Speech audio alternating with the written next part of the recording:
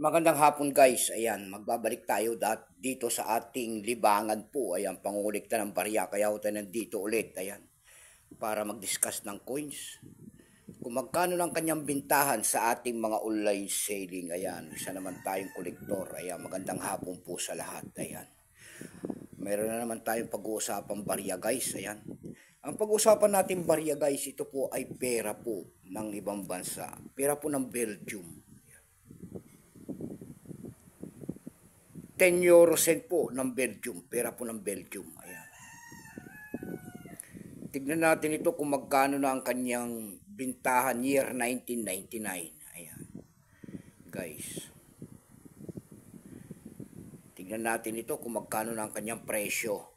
Pero bago yan tayo magpapasalamat muna sa lahat ng masugid na tagapagsubaybay dito sa aking YouTube channel. Ayan. Thank you so much sa inyong lahat, lalo-lalo ng aking mga subscriber dyan. Ayan. Maraming salamat po sa inyong lahat and God bless. Maraming salamat din po sa mga nanonood dyan sa aking FB page. Ayan, Samuel Soriano po. Lahat po na nakapalo sa aking FB page. Ayan, magandang hapon po and God bless. Yun naman po sanang hindi pa nakapag-subscribe dito sa aking YouTube channel. Ayan, nanyayaan ko lang sana kayo at malaking tulong na po bagay ang inyong magagawa tulad ng pagpindot ng ating subscribe button, like and share para ma-update ko naman kayo sa mga bago ko pang ilalabas na video about coins guys. Ayan. Tignan natin ito. Nagsimula ang years nito guys mula year 1999 hanggang 2006 lamang. Value nito 10 euro cent. Currency euro 2002 up to date po. Composition yan. Kung ano materialis ang ginamit sa barya na yan, yan po ay Nordic Gold kung tawagin nila. May bigat lamang itong 4.1 grams. May haba itong 19.75 mm. May kapal po naman itong 1.93 mm. Orientation yan ay medal alignment kung tawagin nila.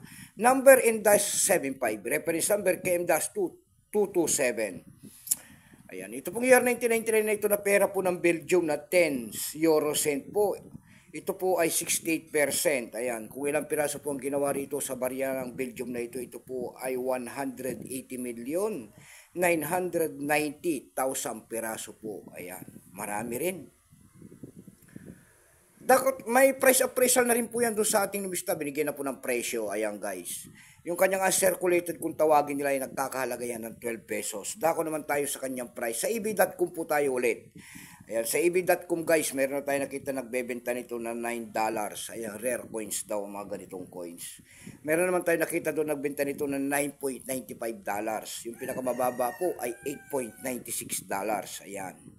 Dako tayo sa carousel page naman. Ayan.